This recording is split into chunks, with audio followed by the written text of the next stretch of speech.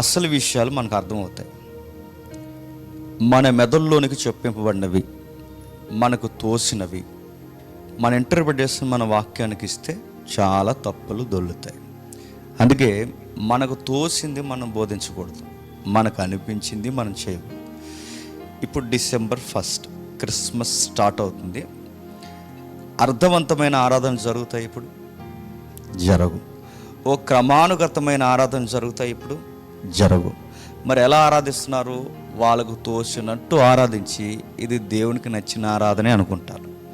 Bible అలా చెప్పలేదు. బైబిల్కి క్రమానుగతమైన ఏదో ఒక క్రమము, ఒక ప్రత్యేకమైన ఒక నడిపింపగలిగిన ఆరాధన ఉంది. బోధకి ఒక క్రమం ఉంది. ఒకదానికి ఏంటంటే బైబిల్లో ప్రతి దానికి ఒక ప్యాటర్న్ ఉంది. దాన్ని ఖచ్చితంగా ఫాలో అవ్వాలి. అది ఫాలో అవ్వకుండా నాకు నచ్చిందల్లా చేసి, నాకు నచ్చిందల్లా మాట్లాడి ఇది దేవునికి నచ్చిందే అని అనుకుంటే చాలా పొరపాటు చేసిన వాళ్ళం అవుతాం. ఉదాహరణ వినండి. మీకు బైబిల్ చదివితే కొన్ని మాటలు గుర్తు చేసి నేను వాక్యంలోకి ముందుకు వెళతాను. ఆరాధన చేస్తున్నప్పుడు ప్రభు ముఖ్యంగా అంటాడు, అన్యజనుల వలె ఆరాధించొద్దు అంటాడు. అంటే అన్యజనుల క్రమం వేరు, మీ క్రమం వేరు. ఇప్పుడు ఆరాధన, క్రిస్మస్ పేరు మీద జరిగే ఆరాధన తంతు కార్యక్రమాలు ఎలా ఉన్నాయండి? డీజే సాంగ్స్ వేస్తున్నారు, డీజే స్టెప్పులు వేస్తున్నారు, డీజే లైట్స్ వేస్తున్నారు. అంత డీజే కలర్తో తిరుగుతుంది. దీనికి ఏమని పేరెట్టారంటే ఇది దావీదు నాట్యం అన్నారు. నా మాటలు అర్థమవుతున్నది. ఏ నాట్యం అంట?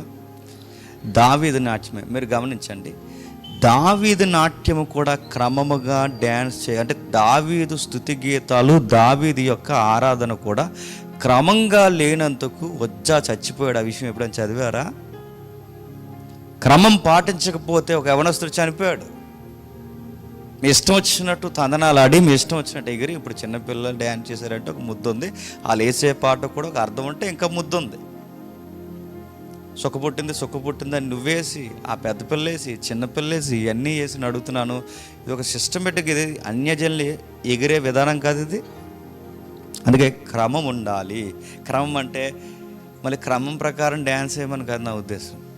క్రమం అంటే బైబిల్ క్రమం వేరు, బయట క్రమం వేరు. బైబిల్ విధానాలు వేరు, బయట విధానాలు వేరు. అందుకే మనం ఎన్నోసార్లు మనం టచ్ చేసిన వచనమే, జడ్జిమెంట్ డే నాడట ఈ ఉపదేశకులు, ఈ అద్భుతాలు చేసే బోధకులు, ఈ స్వస్థత వరాలు కలిగిన బోధకులు, ఈ గ్రేట్ థియోలాజియన్స్ వీళ్ళందరూ కలిసి జడ్జిమెంట్ డే నాడు ప్రభువైన అయిన యేసుక్రీస్తు వారి దగ్గర నిలబడతారట. ఆ నిలబడినప్పుడు వాళ్ళు అడుగుతారట, ప్రభువా నీ నామాన్ని అద్భుతాలు చేయలేదా? నీ నామాన్ని సూచక్రియలు మేము చేయలేదా? నీ నామాన్ని ఎన్ని చేసాం ప్రభువా? అన్నీ నీ నామాన్నేగా మేము చేసాం, నజరేయుడైన యేసు నామం అనేగా చేసాం. నీ నామాన్ని నేను చేసినప్పుడు మమ్మల్ని ఎందుకు నువ్వు ఐడెంటిఫై చేయట్లేదని అన్నప్పుడు ప్రభు అంటాడు, అక్రమం చేయ వాళ్ళారా చెప్పండి నాదరండి. దాని అర్థం అక్కడ ఆ వర్డ్ పట్టుకోండి, క్రమం ప్రకారం మీరు చేయలేదు. మరేం చేశారు?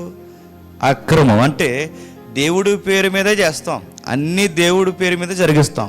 దానికి ఒక క్రమం లేకపోతే ఏమవుతుంది చెప్పండి? మీరు ఎవరో నాకు తెలియదు అంటాడు. అది క్రిస్మస్ అయినా, రేపు ఈస్టర్ అయినా, దీని మధ్యలో వచ్చే గుడ్ ఫ్రైడే అయినా, క్రిస్టియన్ ఈవెంట్స్ ఏం జరిగినా దానికి ఒక సిస్టమేటిక్గా నడిచే విధానం ఉంది. మరి ఇది క్రిస్మస్ అనేది కొంతమంది ఏమంటారంటే, ఈ క్రిస్మస్ అనేది ఇదేదో గ్రెగేరియన్ క్యాలెండర్కి ముందు, లేదా యూదులకు ముందు, లేదా ఈ యూదులు రోమీల పరిపాలన జరుగుతున్నప్పుడు అక్కడి నుంచి పుట్టుకొచ్చేసిందని కదండి ఇది అంటారు. ఈ హిస్టరీ చెప్తున్నాం, కాకపోతే మనకు సిరీస్ ఉందిగా. అందుకే ఈ క్రిస్మస్ ఏంటి, ఈ ఫెస్టివల్ సీజన్ అనేది ఎలా ఎంటర్ అయింది, దీన్ని రోమన్స్ నుంచే కాపీ చేశారని ఎందుకు కొంతమంది అభియోగాలు పలుకుతున్నారు. ఇంకా బాబు గోగునేల్ లాంటి ఆయన TV9లో కూర్చొని, తెలుసు కదా ఆయన హేతువాది నాస్తికుడు, బాబు గోగునేల్ అన్నట్టు ఆయన TV9లో కూర్చుని ఐగుప్తి దేవుణ్ణి, హోరస్ అనే దేవుణ్ణే జీసస్ కాపీ కొట్టాడనే ఈ నెపాలు ఎందుకు మోపారు? దీనికి, క్రిస్మస్కి, ఈస్టర్కి, వీటన్నిటికీ లింక్ ఏంటి? ఎందుకు ఇంటర్నల్ రిలీజన్స్ని దీన్ని ముడిపెడుతున్నారు? ఎంత పెద్ద డాక్యుమెంట్ హిస్టరీ తెలియాలంటే సాయంత్రం రాజమండ్రి లైవ్ చూడండి. ఇప్పుడు మన సిరీస్ ఉంది, అది మిస్ అవ్వకూడదు. అందుకే దీన్ని చూద్దాం.